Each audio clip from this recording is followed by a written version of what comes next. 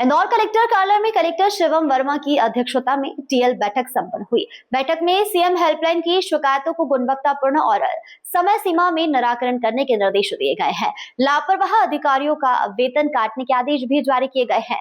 बैठक में कलेक्टर ने फायर सेफ्टी को लेकर भी कलेक्टर ने सख्त रुख अपनाया है। इंदौर कलेक्टर शिवम वर्मा ने बताया कि सीएम हेल्पलाइन की शिकायतों का समय पर निराकरण प्राथमिकता है। बैठक में जल संवर्धन और सेंसस की कार्यवाही की भी समीक्षा की गई है। फायर सेफ्टी पर कलेक्टर ने कहा कि G+3 कमर्शियल बिल्डिंग में फायर सेफ्टी इक्विपमेंट और फायर एग्जिट प्लान अनिवार्य है। नगर निगम ने आम सूचना भी जारी की है। जांच में कई बिल्डिंग में उपकरण नहीं मिले, ऐसे बिल्डिंग को सील किया गया। कुछ बिल्डिंग मालिकों ने एफिडेविट देकर काम पूरा करने का आश्वासन दिया तो उन्हें खोल दिया गया। कलेक्टर ने सभी एसडीएम को निर्देश दिए हैं कि अपने क्षेत्र की बिल्डिंग का चिन्हांकन कर सील करे और कठोर वैधानिक कार्रवाई करे।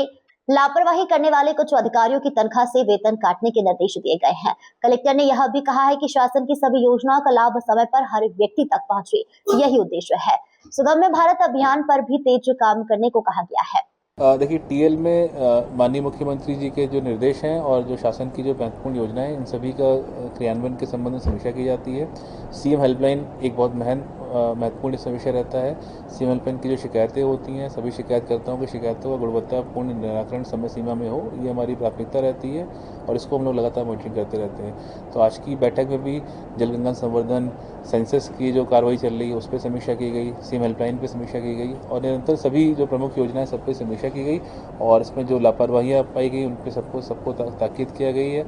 सीएम हेल्पलाइन पे लापरवाही करने वाले कुछ अधिकारियों पे कुछ वित्तीय उनकी तनख्वाह से वेतन काटने के निर्देश भी जारी किए गए हैं और उद्देश्य यही है कि शासन की सभी योजनाओं का लाभ सभी व्यक्तियों को समय सीमा में मिले और इसके लिए हम लोग प्रयास करते हैं। सिर्फ फायर सेफ्टी को लेकर भी आपने दिए हैं कि सभी एसडीएम अपने अपने क्षेत्र में।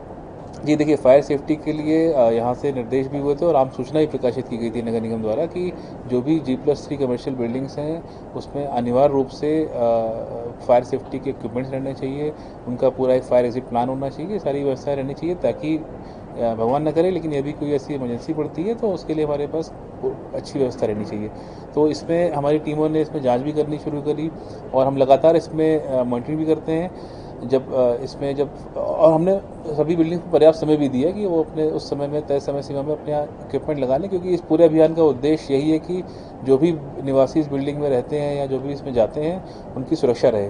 तो इसलिए समय भी दिया गया है, लेकिन इसके बाद भी देखा गया कि कई बिल्डिंग ओनर्स द्वारा इसमें तैयारियां नहीं की गई और उनके द्वारा फायर इक्विपमेंट नहीं लगाए गए। तो इन सब बिल्डिंग्स को सील भी किया गया है और उन पर वैधानिक कार्रवाई भी की जा रही थी, परंतु कई जगहों पर लोगों ने आश्वासन दिए कि उनके द्वारा ये कार्य पूरा करा लिया जाएगा। तो एफिडेविट देकर उनको ओपन भी किया गया और एक तय समय सीमा में लगातार मॉनिटरिंग के साथ उनका काम पूरा हो जाए, इसकी मॉनिटरिंग भी की जा रही है।